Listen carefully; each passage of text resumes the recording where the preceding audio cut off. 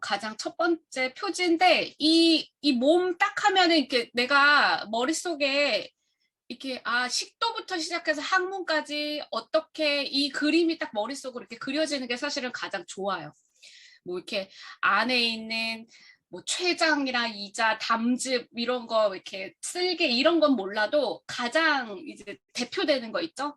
소화관이라고 하는 거는 우리가 몸속에 이렇게 안으로 넣는다고 하지만 사실은 이게 바깥이거든요. 그래서 그냥 관을 통해서 항문까지 쭉 이어지는 부분인 거고 소화계는 간, 쓸개, 이자 다 합쳐서 소화계라고 이야기를 하는데 이게 내가 음식을 먹잖아요. 탄단지, 제일 중요한 세 가지 영양소, 이거를 어떻게 하면 잘 흡수시킬까를 도와주는 소화계라고 생각하시면 돼요. 소화가는요, 분해시키고 소화시키는 어떤 중요한 입은 분해하는 거, 위도 분해하면서 흡수시키는 거, 소장에서 흡수시키는 거, 대장은 배출시키는 거, 어떤 그런 기능들이 있잖아요. 소화를 위해서. 거기에 플러스 만약에 지방은 혼자서 흡수가 안 돼. 그럼 간이랑 쓸개에서 뭘 뿌려내서 소화액을 뿌려내서 효소를 줘서 소화를 시키는 거죠. 어떻게 하면 내 몸에 에너지를 쓰게 하기 위해서 이 소화관이 돕는다라고 생각하시면 돼요. 이 소화계가. 그래서 내가 만약에 탄수화물을 먹었어요. 탄수화물은 이 자체로는 안 돼. 그러면 소화 효소, 아밀레이스라는 이건 다 모르셔도 돼요. 그냥 이렇게 그냥 알고만 계세요. 소화 효소를 가지고 포도당을 만들어내서 포도당이 에너지원을 만들어내는 거예요. 그리고 단백질은 단백질 하나만 가지고 입자가 너무 크니까 소화를 시킬 수 없어. 그러면 펩신이랑 트립신이라고 위에서 효소를 만들어내서 단백질을 아미노산의 크기로 만들어내서 내 몸에 에너지를 쓰겠다라는 거죠. 그럼 포도당, 아미노산, 지방산 이런 얘기는 많이 들어봤죠. 이 모든 것들이 우리 몸의 에너지원으로 쓰이는 아주 가장 작은 단위의 요소인데 이 요소들을 이렇게 이 소화관과 소화계, 이 간, 쓸개, 이자가 돕는 거예요. 소화액을 뿌려가지고 그 모든 과정을 거쳐서 이제 마지막에 항문으로 이제 배출이 되는 건데 이 그림이 그냥 보면 돼요. 왼쪽에 위, 그리고 오른쪽에 간. 그래서 오른쪽이 쿡쿡 아파. 그러면 뭔가 이렇게 간 쪽에 이렇게 이상이 있는 거고 소화가 잘 안 되거나 뭐 밤에 잘 때 왼쪽으로 누워서 자면 좋대요라고 하는 게 위가 그렇게 옆으로 이렇게 칠자 모양으로 되어 있기 때문에 이제 그런 속성 그런 이야기들이 나오는 거거든요. 그렇죠? 그리고 이제 소장, 뭐 대장 이제 이런 부분이 있는데 이게 제가 이거를 머릿속에 있는 거를 이거를 어떻게 하면 전해줘야 될지 이걸 몰라서 제가 그냥 파워포인트로는 절대 안 되더라고요. 그래서 그림을 그렸어요. 이렇게 보면 사장님들 제가 그림을 이걸 잘 그렸나요? 하시는 분들 보면 옆에 이게 심장이 있죠?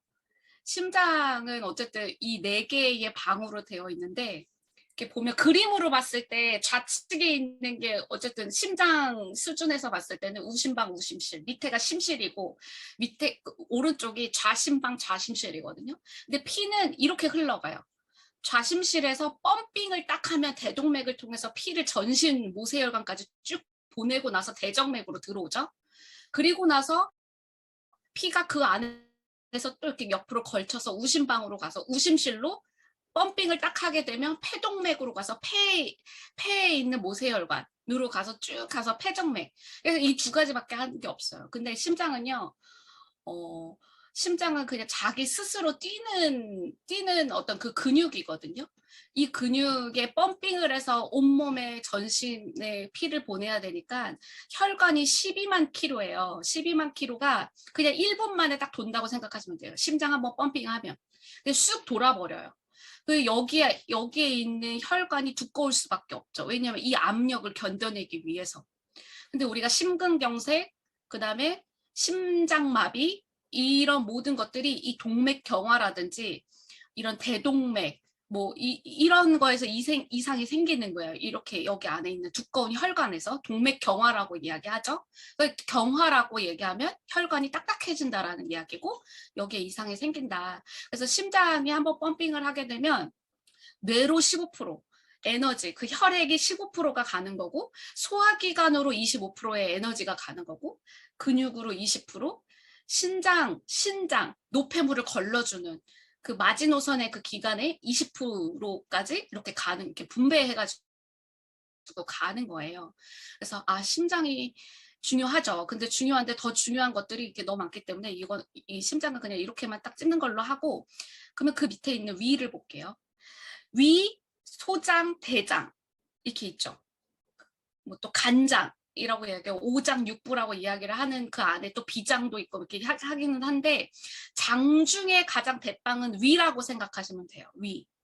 그러니까 위가 움직일 때 소장과 대장은 움직이지 않는다. 이 내용은 주니스리 사장님을 통해서 아실 거예요. 근데 만약에 아침에 일어나서 먹고 뭘 먹었어. 근데 우리 몸이 계속 항산성을 유지하잖아요. 체온이 36.5도. 그럼 먹으면 위에서 이렇게 분해를 시켜요. 그 분해돼서 40분에서 한 몇 시간 정도에 그 머물러 있다가 이제 소장이나 대장으로 가가지고 거기서도 이제 흡수를 하기 위해서 일을 하는데, 위가 움직인다고 하면 소장과 대장은 움직이지 않는다고 했죠. 근데 끊임없이 먹는다고 생각을 해보세요. 그 내 몸에 얼마나 많은 음식물들이 그 온도에 계속 매주처럼 부패되고 있는 거예요. 그 음식으로 나오는 어떤 독소나 이런 것들이 많다. 독소가 많다라는 거를 일단 인지하고 계시면 되고, 위의 기능은 첫 번째 살균 해주죠. 위산. 그리고 분해해줘요. 그 위에서만 작용하는 그 좋은 비타민이 있어요. 그러니까 유처럼 동그란 유처럼 생겼다 그래서 비타민 U라고 생각하시면 되고, 그리고 K, 비타민 K.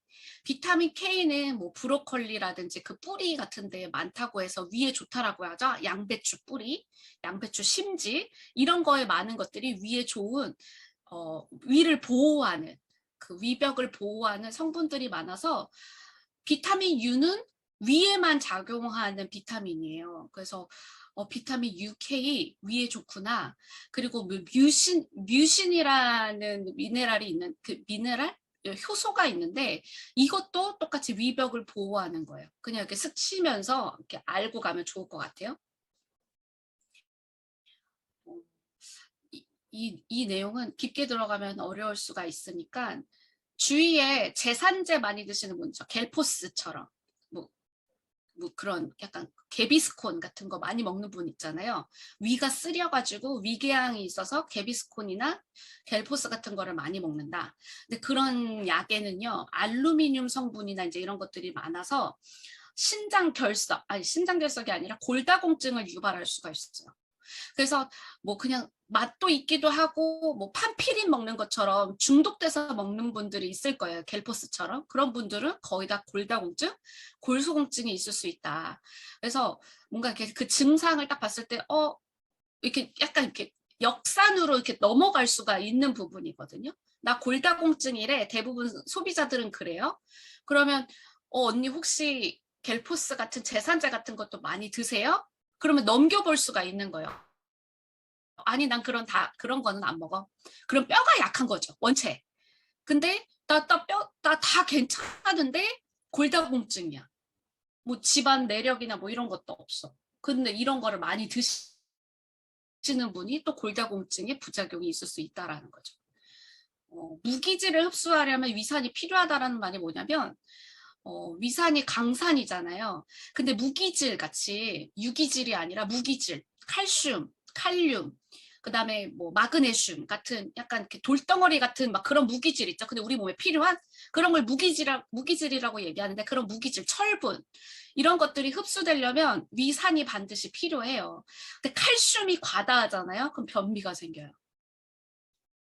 마그네슘이 과다하면요, 설사가 생기죠. 그리고 마그네슘이 과다해지면 신장결석을 유발해요.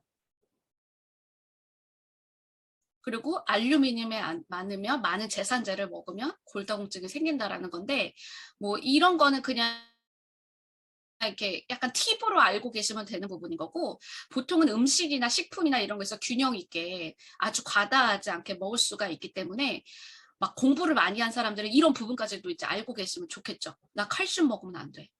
왜요?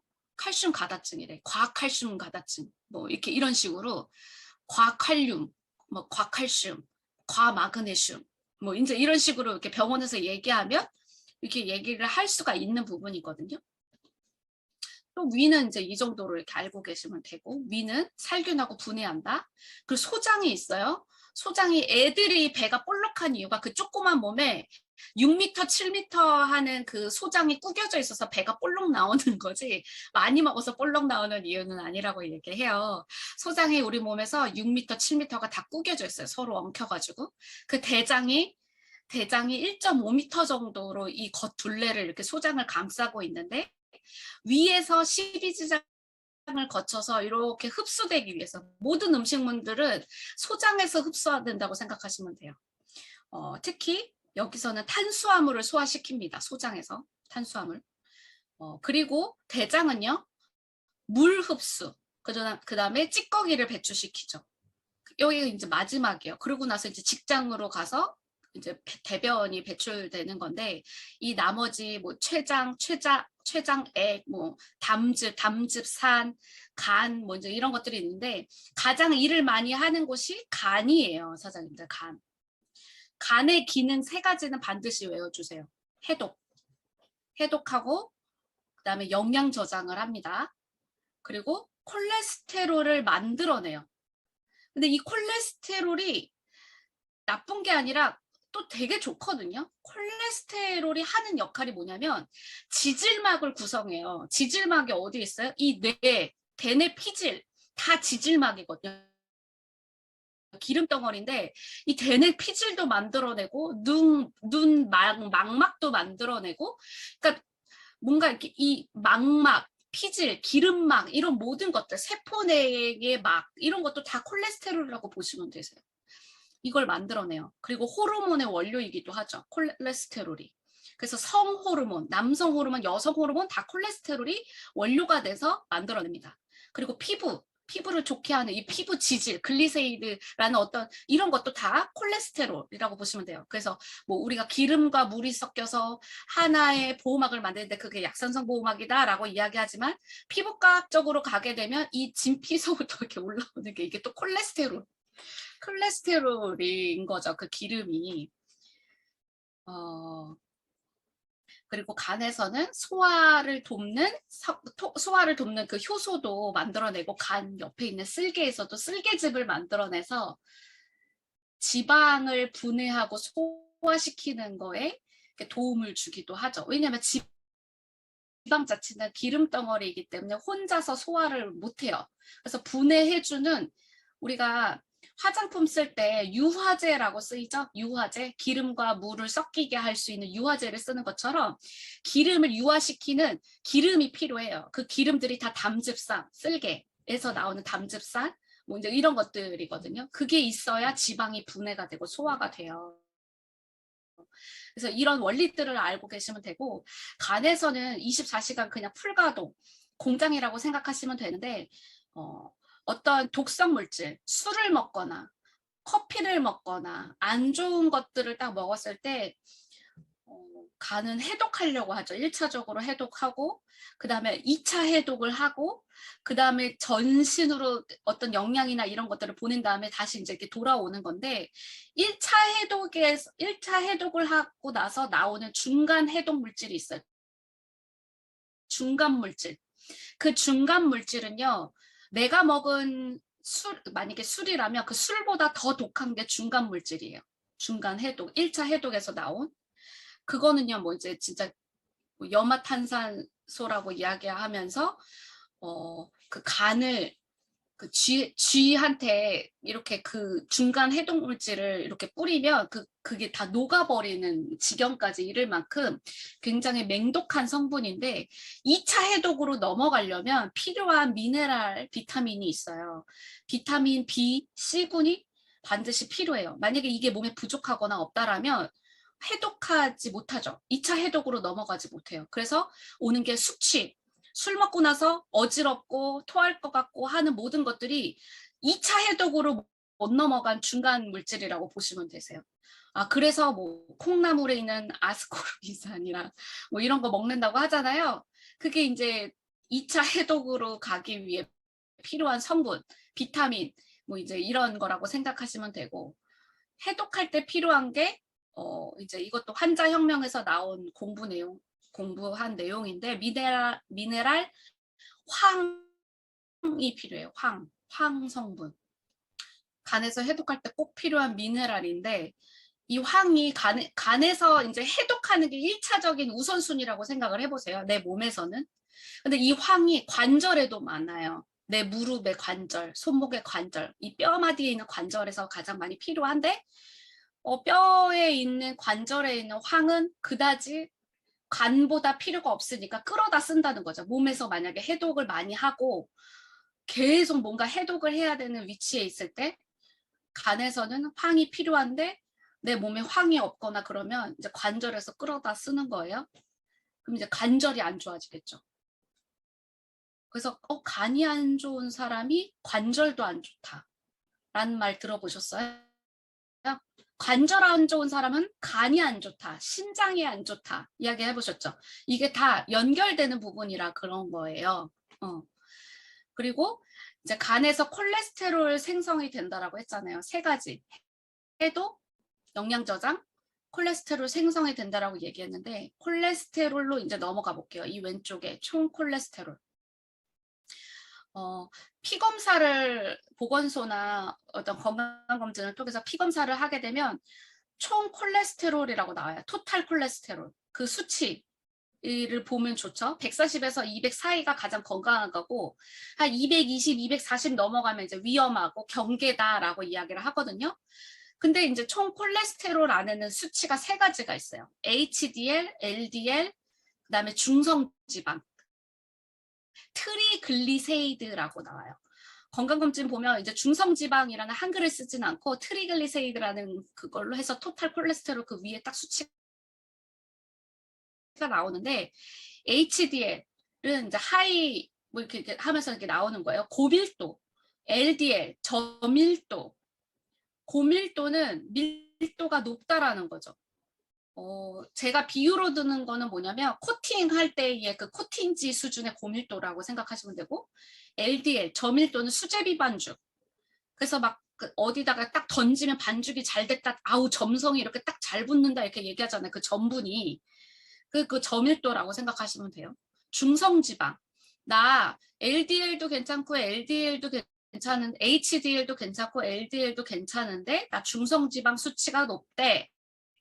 그럼 고지혈증. 높다. 지방이 혈관에. 그 지방에 중성지방이 많은 사람이 이제 그 고지혈증이라고 이야기하거든요. 그래서 콜레스테롤 약 먹는 사람이 고지혈증인 사람들이 높을 수 있겠죠.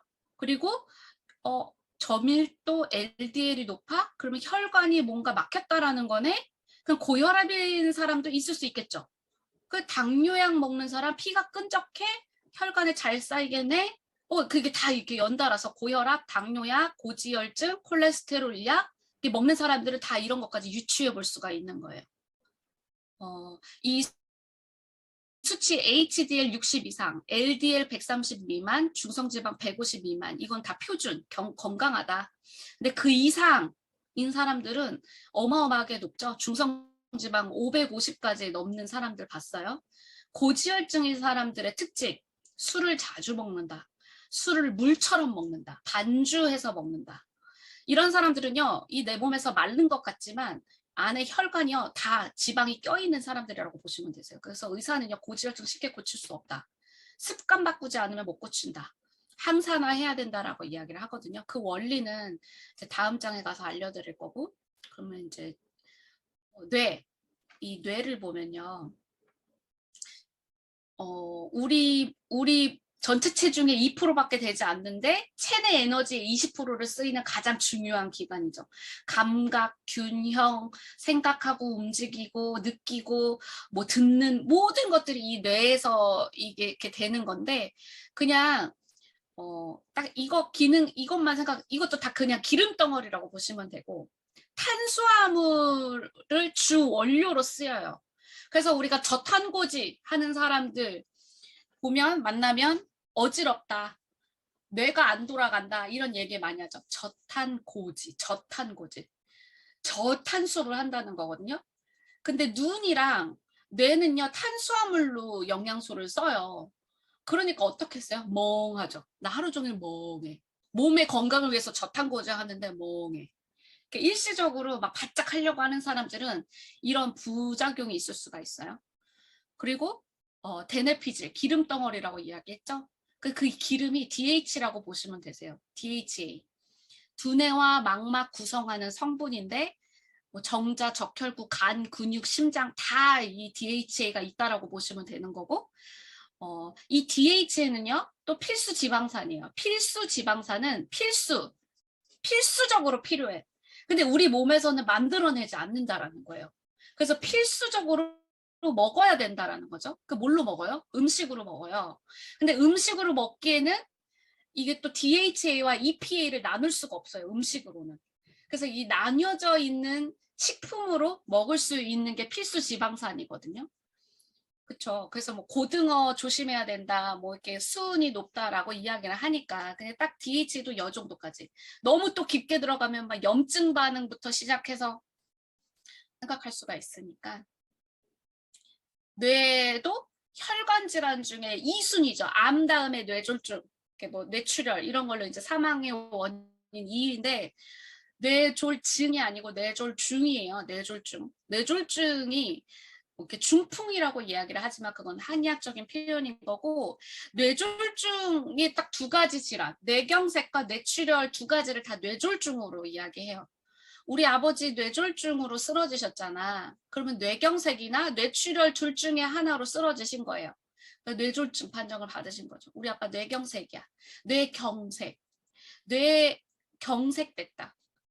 이렇게 딱딱해졌다라는 거죠. 그래서 산소랑 피가 가야 되는 곳에 가지 못한 거예요. 그래서 뇌는요, 영양이 순식간에 딱 들어가야 감각도 하고 균형도 잡고 생각도 하고 하는데 어느 거기에 피가 그리고 영양이 가지 않잖아요. 그럼 거기가 마비가 돼요.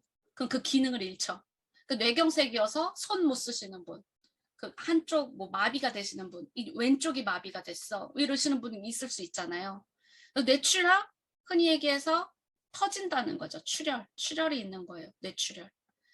그래서 이 뇌에도 어디가 출혈이 되느냐에 따라서 죽거나 사망에 이르거나 뇌사 생태가 되거나 그럴 수 있어요. 저희 친척 언니 이따 끌어갔다가 이 척수와 여기 사이에 숨뇌라고 있어요. 숨뇌.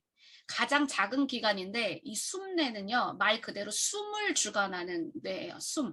가장 중요한 거는 아주 꽁꽁 숨겨놨거든요. 이 척수와 이 뇌간이 있는 데인데 이 뇌간이 되게 중요해요. 그러니까 생명 유지에 필요한 모든 것들이 이 뇌간에서 한다고 보시면 되는데 그 옆에 있는 어떤 숨뇌가 터진 거죠. 계란만한. 그냥 바로 이게 그냥 생명이랑 연결이 되는 거예요. 그렇게 해서 돌아가셨어요. 그러니까 뇌에서도 뇌출혈이 어디서 일어나느냐에 따라서 이걸 빨리 잡아야 되느냐 못 잡아야 되느냐, 이거는 시간 싸움이에요. 심장과 뇌는 시간 싸움이다. 이 정도로 장기는 이 정도로 알아두시면 되세요. 전반적으로. 그리고 나서 이제 세포, 혈관과 이제 연관되어지는 부분인 건데, 큰 그림을 그리게 되면 어쨌든 우리 몸은 에너지를 내려고 해요. 지금 제가 이렇게 이야기를 하는 것도 에너지를 써서 이야기를 하는 거고, 사장님들이 움직이는 거, 밥을 먹는 거 다 에너지로 이용해서 쓰는 건데, 그 에너지가 어디서 만들어내냐면 세포 안에 있는 미토콘드리아에서 만들어져요. 그 사람 세포 30조개라고 얘기하죠. 뭐 미생물, 마이크로바이옴 공부할 때 마이크로바이옴은 38조, 사람 세포 수는 30조라고 이야기하잖아요. 그 보이지 않는 그 30조 개의 그 세포 안에는요, 다 이 미토콘드리아가 있다라고 보시면 되세요. 그래서 뭐 이렇게 진핵세포, 원핵세포라고 이야기를 하는데, 이거 생물 시간 기억하세요, 혹시? 진핵세포, 원핵세포 둘 중에 진화된 세포는 어떤 걸까요? 진핵이에요, 진핵. 진핵은요, 핵막이 있냐 없냐에 따라서 진핵과 원핵으로 나뉘는데, 이 원핵은요, 아메바 같은 거 생각하시면 단순세포. 그래서 이 원핵이 진핵의 숙주 삼아서, 이 원핵세포는 미토콘드리아 같이 이런 물질들 있잖아요. 이런 거, 이렇게 단일 기관들. 얘네들이 진핵세포에 숙주 삼아서 이제 들어와가지고 이렇게 사는 거거든요. 그래서 더 이렇게 고등식물, 식물, 이런 거에는 이제 진핵세포예요. 이 진핵세포에는 핵막이 중재요. 이 핵막도 지질로 되어 있죠. 기름으로 되어 있어요. 그리고 이 안에 있는 유전자 정보가 들어가 있는 염색체, 핵 이런 것들이 들어가 있어요. 그리고 미토콘드리아가 있죠. 뭐 머리카락에도 미토콘드리아가 있어요. 머리카락 세포에도 뭐 15개, 10개 정도의 미토콘드리아가 들어가 있고 피부에도 미토콘드리아가 있죠. 피부 세포에도 뭐 100개 정도의 미토콘드리아가 있고 생명을 만들어내는 난자에 몇십만 개의 미토콘드리아가 있어요. 그 세포 안에. 근데 정자에는 꼬리에만 150개. 어머, 정자에 미토콘드리아가 없어. 그죠? 그래서 우리가 뭐 아프리카 이부 학설 뭐 이렇게 얘기했던 것처럼 기억하시죠? 모계 유전이라는 거. 미토콘드리아는요, 모계 유전으로만 이야기할 수 있어요. 남자의 미토콘드리아는 아기 만들 때 들어가지 않는다. 모계 유전이다. 끊기는 거예요. 아들을 낳았어. 내 모계가 이게 끝나는 거죠. 근데 딸을 낳았어. 그러면 이 3대 몇 대까지 쭉쭉쭉 내 이 미토콘드리아 유전이 쭉 되는 거예요. 어쨌든 이 미토콘드리아가 에너지를 내는 건데 이 에너지를 내는 에너지원이 ATP라고 이야기를 해요. 너무 어려우니까 깊게 들어가진 않고 ATP가 이 숨을 쉬면서 이 산소에 의해서 이게 산화적 반응이 일어나면서 이 에너지를 만들어내거든요. 이렇게 딱딱딱 끊기면서 에너지를 만들어내고 되게 중요하게 산소가 없으면 못 사는데 이 산소로 인해서 활성산소가 만들어진다라는 거는 거기까지는 아실 거예요. 활성산소. 근데 그 만들어지는 원리에 대해서 알려드리는 거예요. 이 강의는 많이 들어보신 분들은 쉽겠지만 처음 들어보신 분들은 약간 계속 반복적으로 이렇게 있으셔야 돼요. 우리가 음식을 먹으면 췌장에서 어머 들어왔어. 음식물 들어왔어. 혈당이 높아졌네. 혈당을 낮춰야 되겠다. 해서 인슐린 호르몬을 분비해요. 왜냐면 이 포도당 아까 전에 소장에서 흡수한다고 했잖아요. 탄수화물. 얘를 에너지원으로 쓰기 위해서는 인슐린이라는 호르몬이 반드시 필요하고요. 인슐린이 트럭이라고 저는 이게 트럭이라고 그렸는데 트럭이라고 표현을 하면 포도당 혼자서는 이 세포 안으로 들어갈 수가 없어요. 우리 몸에서. 그래서 트럭에 포도당을 실어서 이 세포 안에 미토콘드리아까지 도달을 하게 만드는 거예요. 그렇게 되면 이 미토콘드리아 안에 이 인슐린의 도움을 받아서 이 포도당에 딱 들어가죠. 근데 그 들어갈 때 보니까 이 산화적 이 반응에 의해서 미토콘드리아가 이렇게 에너지를 쓰기 위해서 이 안에서 반응하는 에너지를 받아들이기 위해서 이 포도당을 받아들이는 효소가 있어요. 이게 바로 NADH라는 효소예요. NADH. 쉽게 얘기해서 열어주는 거죠. 에너지 들어와. 이렇게 포도당 들어와. 인슐린 들어와. 트럭 태운 거 들어와. 라고 해주는 효소라고 생각하시면 되고 가만히 보니까 20대 때는 적었는데 30대 때도 요만큼밖에 없었는데 40대 때 굉장히 많아지면서 이 포도당이 들어가야 되는데 못 들어가고 계속 혈관에 남아있는 거예요. 그 혈관에 포도당이 많이 남아있어. 그죠? 그러면 어떤 상태예요? 당뇨인 상태인 거죠. 포도당이 혈관에 많이 남아있어. 이게 못 들어가고 에너지를 쓸 수가 없는 거예요. 근데 계속 못 들어가고 있네. 왜 못 들어가지? 보니까 이 NADH 산화 요소가 이렇게 많다는 걸 이렇게 발견하게 된 거죠. 뉴스킨에서 이거를 최초로 발견을 했거든요. 99년도에. 2008년도에 발견을 하고 이거를 발표를 한 거예요. 세계적으로. 보니까 에너지원으로 쓰이는 이 포도당이 미토콘드리아까지 들어가려고 하니까 못 들어가네. 보니까 이 산화효소가 과잉해진 거를 안 거죠. 발견을 한 거예요. 그래서 에이징 릴레이트 녹스라고 해서 나이와 연관된 녹스를 발견한 거예요. 뉴스킨에서. 아녹스라고 이야기하죠. 이게 단백질 효소라고 이야기를 하는데 20대 땐 적었고 30대 때도 요만큼밖에 없었는데 40대 때 많아졌다. 근데 이게 많아지니까 뭐냐면 활성산소가 많아진다는 걸 알았어요. 아녹스가 많아지니까 활성산소가 많아지는구나라는 거를 알게 된 거예요. 근데 우리가 만병의 원인이 활성산소라고 얘기했어요. 그 만병, 36,000여 가지의 원인이 활성산소라고 얘기했는데 그 활성산소를 만들어내는 게 이 아녹스라는 걸 알아낸 거죠. 근데 이 아녹스가 어디서 만들어진다고요? 세포 내의 미토콘드리아에서 만들어진다는 걸 안 거예요. 이게 계속 단위가 작아지죠. 활성산소를 제거하기 위해서 비타민, 미네랄, 항산화가 필요하다는 걸 알았어. 근데 그 활성산소 원인이 되는 거를 또 발견한 거예요. 그럼 세포 내에 미토콘드리아 작용이 있으면 좋겠는데 그럼 나이가 들면요. 40대가 되면 미토콘드리아 숫자가 적어진다는 것도 아시겠죠? 그 크기가 작아져서 기능을 못하는 것도 아시겠죠? 그 원리인 거예요. 그래서 모든 어떤 당뇨의 첫 번째 원인이 췌장이라고 생각했어요. 인슐린이 나오지 않거나 아니면 인슐린 분비가 되지 않아서 인슐린 주사를 맞아야 당뇨가 괜찮아지나? 라고 생각을 했는데 지금 현대에서 당뇨를 공부하시는 분들은 미토콘드리아 문제다라고 하는 거죠. 미토콘드리아. 왜냐하면 세포 내에 미토콘드리아가 많지 않잖아요. 건강하지 않으면 이게 들어갈 수가 없는 거예요. 그래서 인슐린 저항성이 생기는 거죠. 집에 들어가야 되는데 들어갈 집이 없는 거예요, 사장님들. 그래서 인슐린 저항성이 생겨서 그게 오히려 더 당뇨라고 할 수가 있거든요. 인슐린 저항성이 제일 큰 문제이고 이렇게 해서 당뇨까지도 이제 질병까지도 가게 되는 거예요. 이 부분이 미토콘드리아가. 그러면 또 넘어가서 이 아녹스가 많아지면 활성산소가 많아진다고 했잖아요. 우리 몸에는요, 혈관에는요, 좋은 기름들, 불포화 지방산이 녹아져 있어요.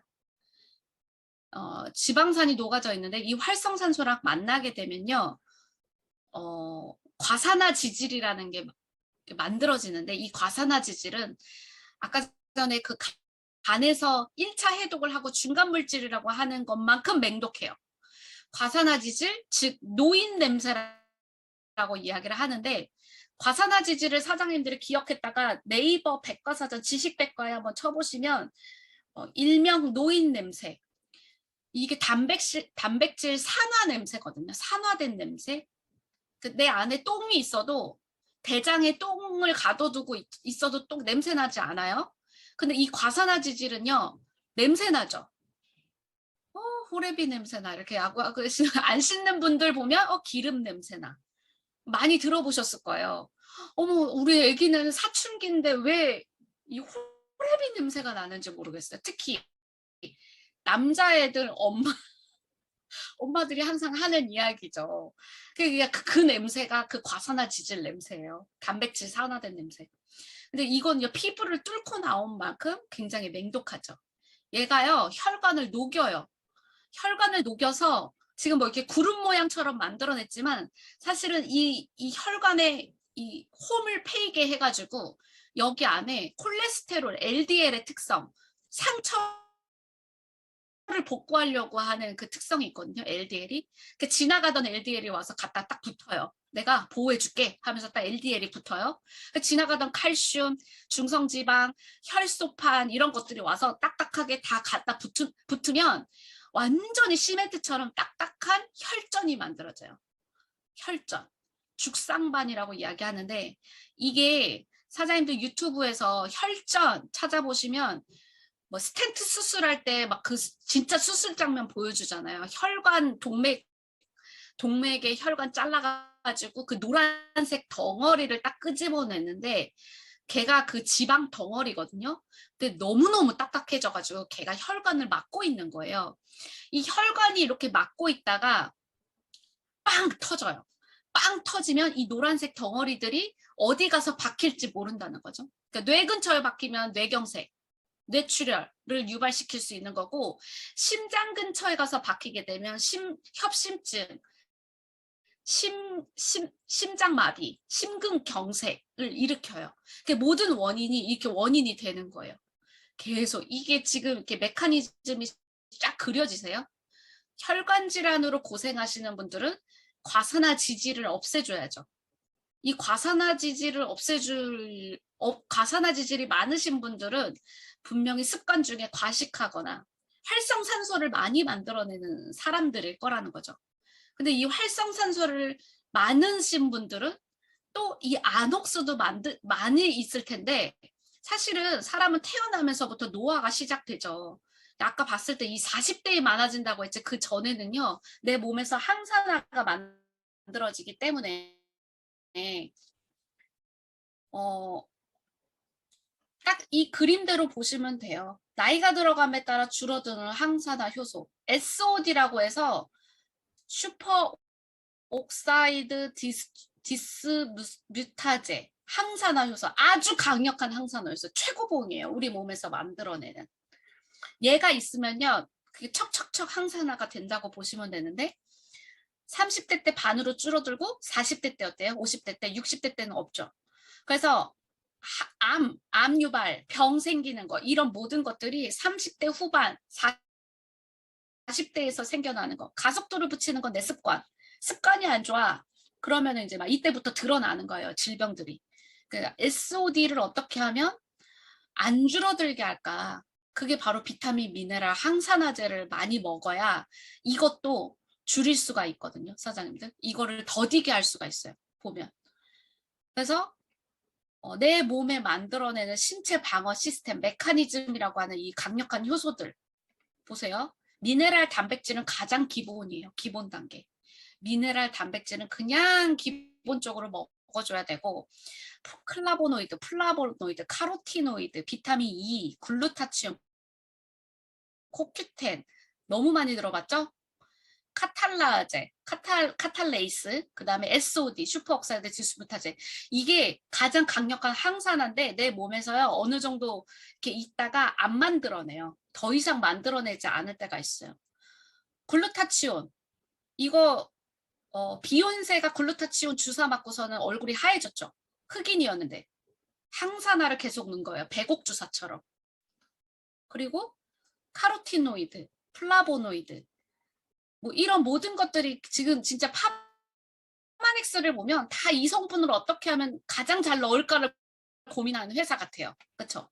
심지어 코티솔 호르몬, 코티트롤 그거 플러스 있죠? 거기에도 SOD, 멜론에서 추출한 SOD가 들어가 있잖아요. 엄마 초유에 SOD가 가장 많고 초유 성분에 그러니까 항산화를 계속 시키려고 하는 우리 몸이 어떤 그 체계라고 보시면 되시는 것 같아요. 슈퍼옥사이드 디스뮤타제 이 SOD 하나는요 글루타치온의 10배에 해당되고요. 코큐텐의 50배에 해당돼요. 코큐텐 알스케어드에 들어가 있죠. 리뉴에 들어가 있어요. 그 코큐텐이라는 게 간에서도 해독할 때 가장 필요한 성분인 거고 근데 이런 게 식물 영양소 그다음에 활성산소를 제거시켜주는 이 효소들이 얼만큼 어떻게 들어가느냐에 따라서 이 가격이 어마어마해지는 거예요.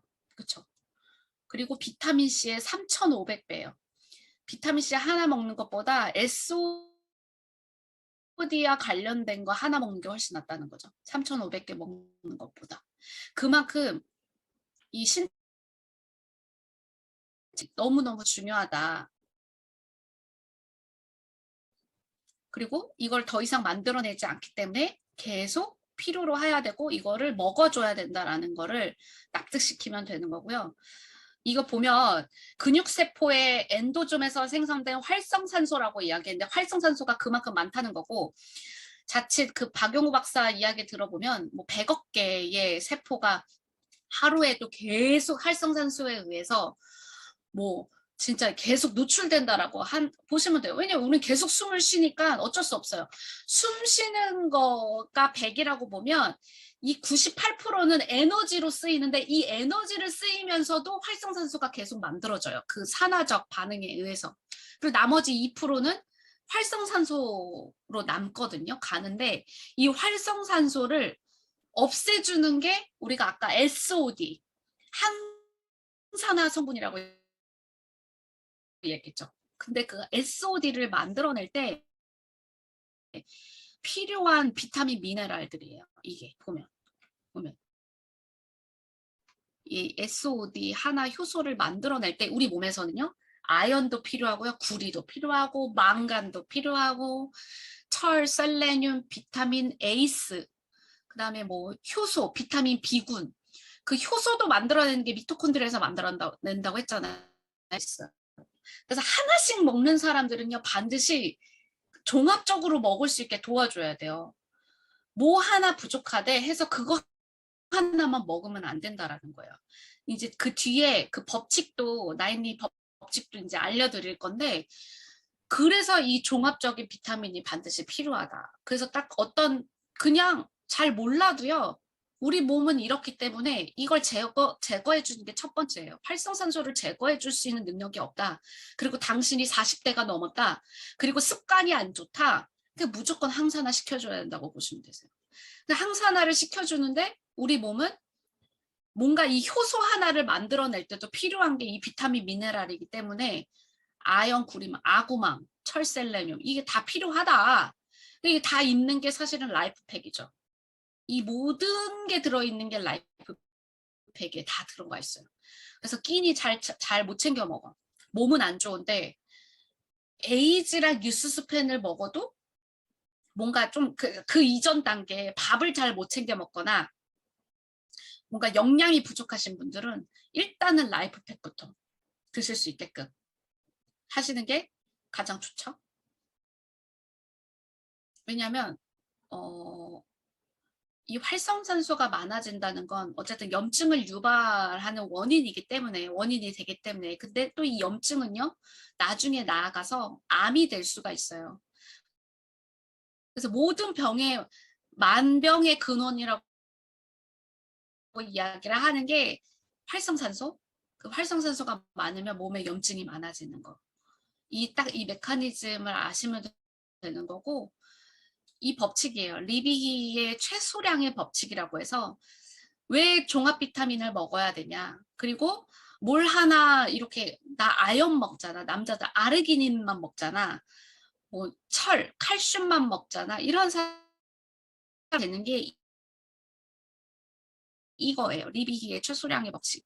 이게 어떤 말이냐면 이게 두레박이 있는데 두레박에 이가 하나가 빠졌어요. 그 물을 기르려고 우물에서 물을 기르려고 하면 그 이 빠진 딱 그 크기만큼만 물이 채워지는 것처럼 뭘 좋다는 걸 다 넣어도 내 몸에 뭐가 부족하잖아요. 그럼 딱 거기까지만 이래요. 뭘 하나 과다해서 먹을 수가 없는 거죠.